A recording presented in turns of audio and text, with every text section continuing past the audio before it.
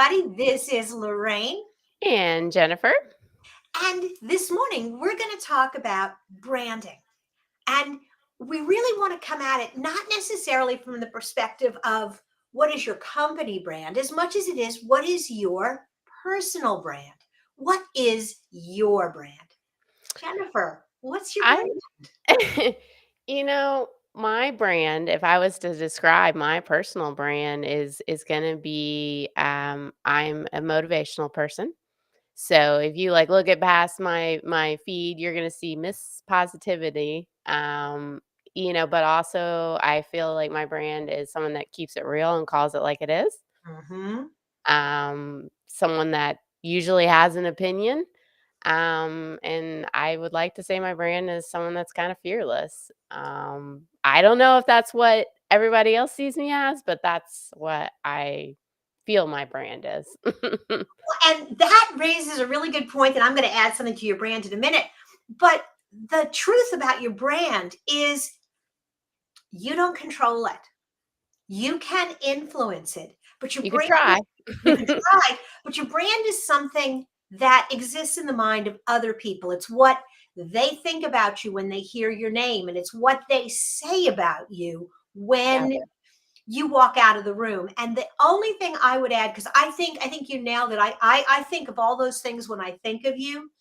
The other thing I associate with you very, very strongly is your data core.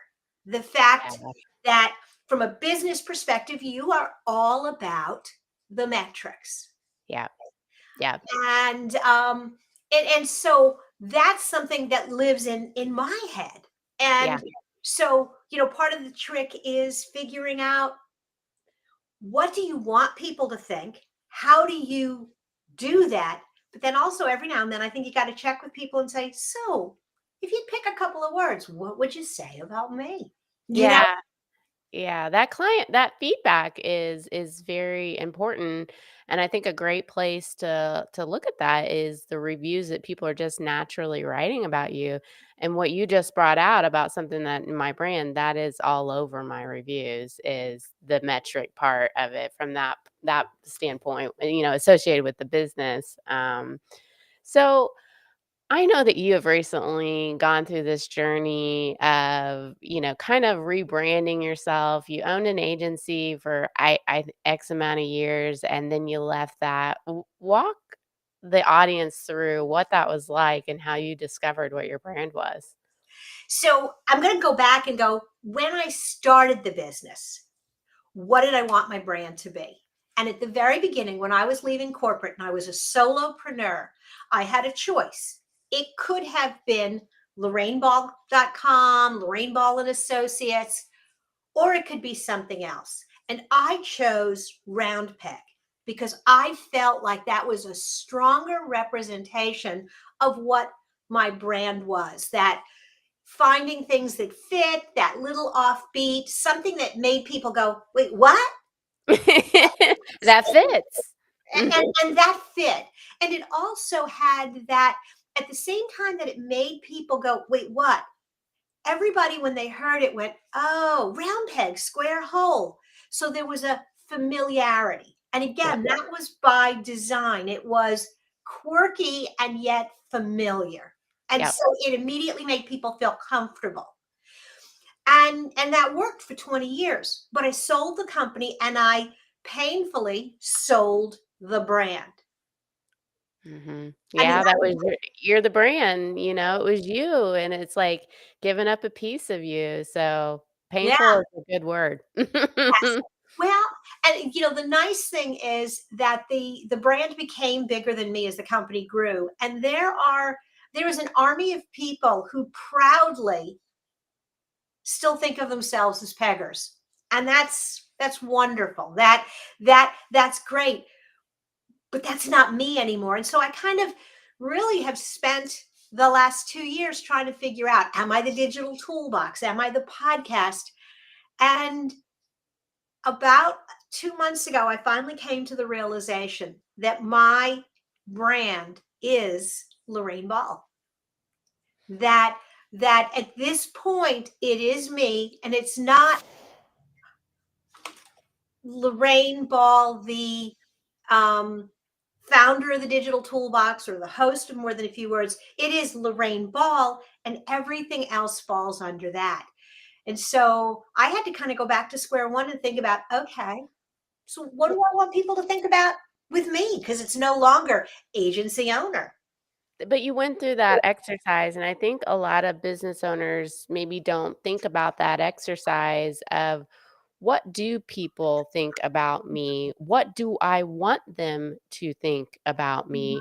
How do I want people to leave, make them feel when they're working with our company?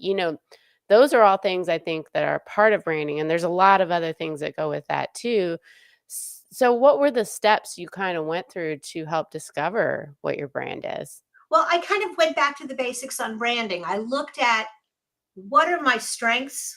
What is it that I'm really good at? When people say, oh, Lorraine, she is X. Yeah.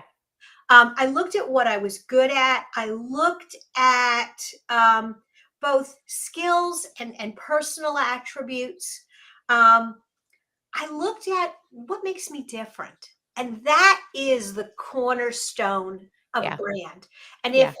if you forget everything else about branding, the one thing you got to remember in whether it's your company or your personal, you can't just be smart because none of your competitors are out there proudly proclaiming they're stupid. You know, you can't be a great web designer because your competitors aren't saying they're lousy at it. You can't say you have great service, that's what your brand is, because so does everybody else. Mhm. And here's the kicker, you also can't say you have the lowest price. Yeah, yep, But what you can do is combine elements. And mhm, so my brand is about, yes, I'm going to be arrogant here. I am smart. But the smart is not enough by itself. I'm smart, but strategic, I and that, but I can boil down complex ideas so that anyone can embrace them. And mhm, so it's the play of those two elements. It's the teacher. It's yep, combining the marketing expertise with the teaching. And when you start to look at, okay, I'm good at this, I'm good at this, how do these work together? yeah. That's how you build your brand. Well, when you told me you were, gonna go with just Lorraine Ball, like, I was just, "Oh, wow," like, she just hit it. Mhm, Because even before that, like, when I thought of you before, I actually didn't think of Round Peg. I thought of Lorraine Ball. mhm, Like, and so it's like that's who you were all along. Round Peg was just a function of mhm. Lorraine Ball. Now you're back to Lorraine Ball. Well, yeah, but and it's funny because Round Peg, Lorraine and Round Peg were one entity in the beginning. And then I hired employees and we all became Round Peg. And Yeah, then as I recognized that I was looking forward, thinking I'm going to transition, I began to pull away again and let Round Peg stand on its own feet. yep, Um, the big changes visually, not just making the decision to change, but the biggest change was visually adding a font that Round Peg would never have used to all of my marketing. It's the scripty font that we use in the small yep, biz chat. It yep, is the font that I added to my business card. yep. It's the style. The first time I saw it, I looked at it and I went, that's me. It's got script, it's got a little attitude, but it's still got some nice straight lines. Yep. And the more I use it, the more my marketing is feeling like me. Yeah, and I think, that's one element of branding people don't think about the font choice that you use. Sometimes Mhm, they're just using out of the box, like whatever is available, but it does say something. The colors that you use, the imagery that you use, I recently had, I never really thought about why I always have nature in all of my, and I was like, oh, because technology is so stressful at times. Like nature like brings you back and calms you, and that is me. That Mhm. I like to calm people down and like try to simplify digital marketing and not make it, and so that's why nature works well in my brand. It absolutely does. And your colors, um, when I see a nature background and then I see the greens and kind of earthy tones of your brand and they come together, there's not this like jarring Mismatch. contrast between them. Yeah, I let go of the teal and I added the red to everything, and I did that about a year ago. And I'm thinking I might have to do something entirely different. Um, I'm just not ready. But I think that at some point that's going to come because um, the more I look at these darker colors, the less I feel like that's where I want to be long term.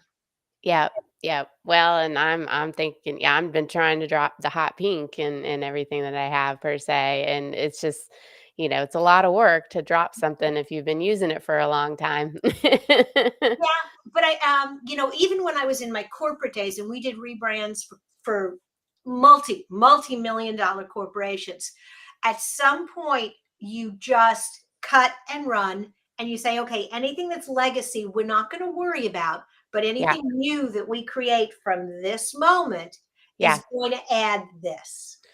Well, and you are adding, you're talking about color and how that plays into your brand. There's definitely emotions that are associated with different colors that you have. And whether or not you realize that or not, you might not be an artist, but there are emotions attached to different colors. So when you go and choose a color, you are evoking a certain message, emotion to your user, potential client, and you have to think about that. Is that the emotion you want to evoke? Like some people, they go with red because they like red, but you're also giving this fire alarm, like, and is that really what you want? Mhm. When I started Round Peg, I had a really good friend, David, who was a graphic designer who did my logo and helped me with my colors.